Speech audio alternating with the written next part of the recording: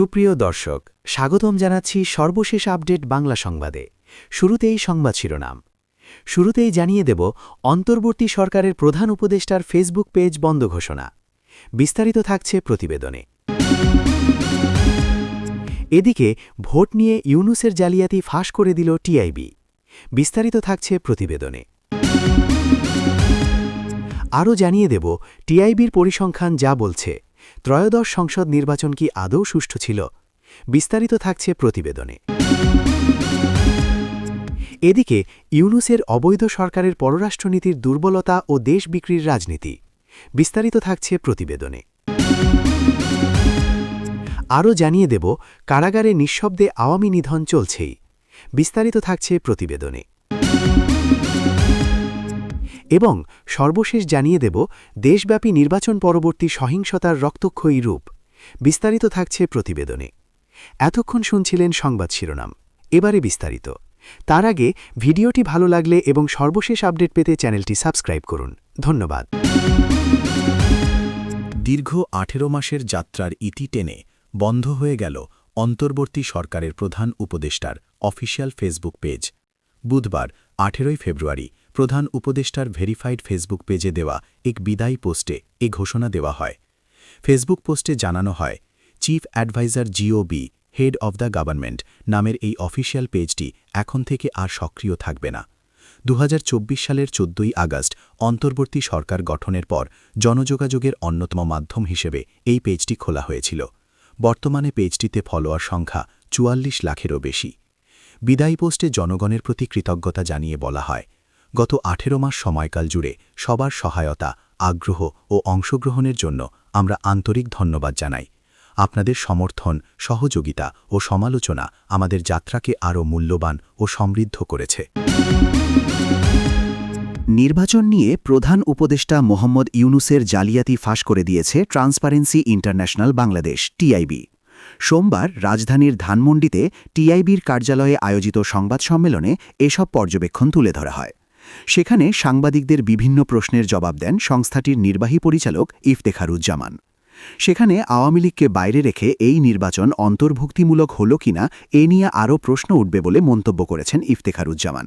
টিআইবির পর্যবেক্ষণে বলা হয়, জাল ভোট পড়েছে 21.4% ও প্রতিপক্ষের এজেন্টকে কেন্দ্রে প্রবেশ করতে বাধা দেওয়া হয়েছে 14.3%।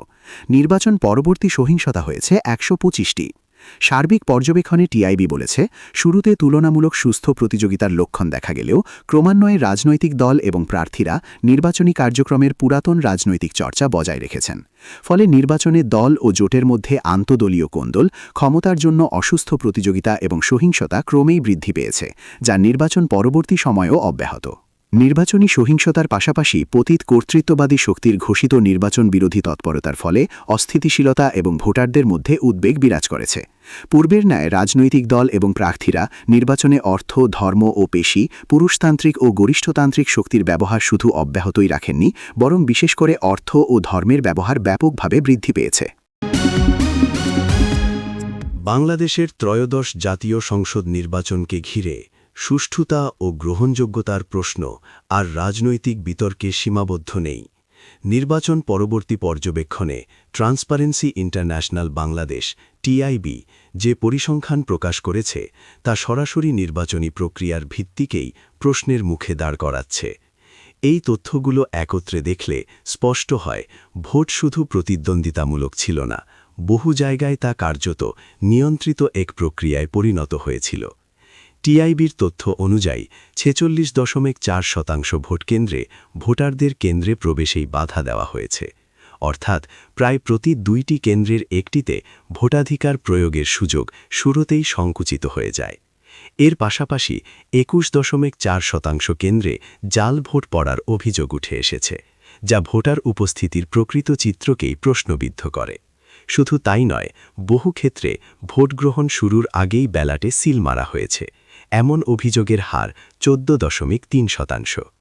এই অনিয়মের সঙ্গে যুক্ত হয়েছে সরাসরি চাপ ও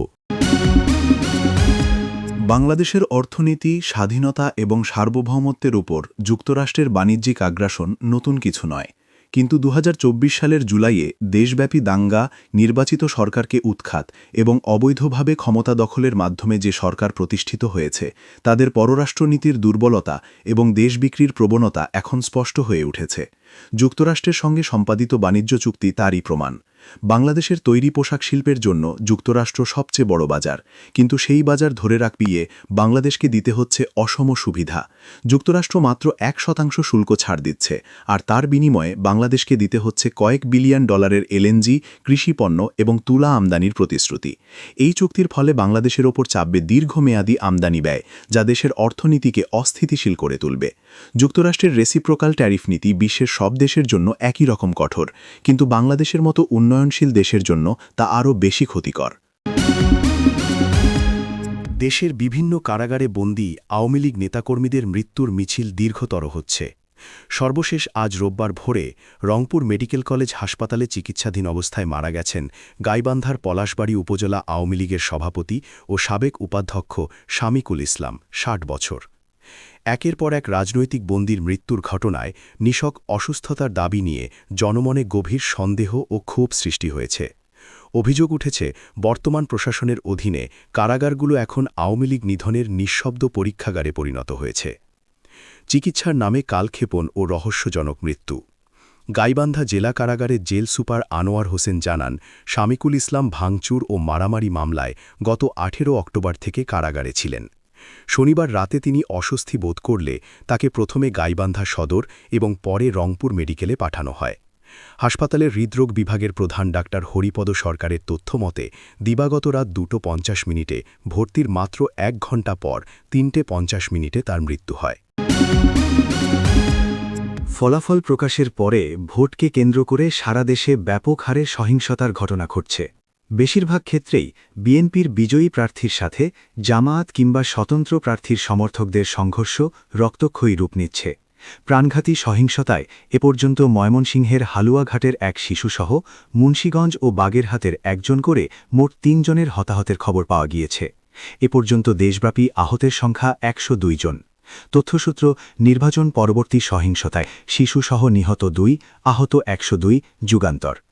নির্বাচন পরবর্তী সহিংসতায় বাগেরহাট 2 আসনে কচুয়া উপজেলা বিএনপির বিদ্রোহী প্রার্থীর সমর্থক ওসমান সর্দার নামে একজন সংঘর্ষে নিহত হয়েছেন। আজ শনিবার বেলা 11:30টার দিকে খুলনা মেডিকেল হাসপাতালে তার মৃত্যু হয়েছে। নিহত ওসমান সর্দার 29 সদর উপজেলার পার নোয়াপাড়া গ্রামের শাহজাহান সর্দারের ছেলে। এর আগে গতকাল শুক্রবার সন্ধ্যায় কচুয়া উপজেলার ধোপাখালী ইউনিয়নের ছিটাবাড়ি গ্রামে বিএনপি মনোনীত প্রার্থী শেখ মোহাম্মদ জাকির হোসেন ও ঘোড়া প্রতীকের স্বতন্ত্র প্রার্থী MAH সেলিমের সমর্থকদের মধ্যে সংঘর্ষের ঘটনায় ওসমান সর্দার সহ অন্তত 10 জন আহত হন। তথ্যসূত্র, বাগেরহাটে নির্বাচন পরবর্তী সহিংসতায় বিএনপির বিদ্রোহী প্রার্থীর সমর্থক নিহত। প্রথম আলো।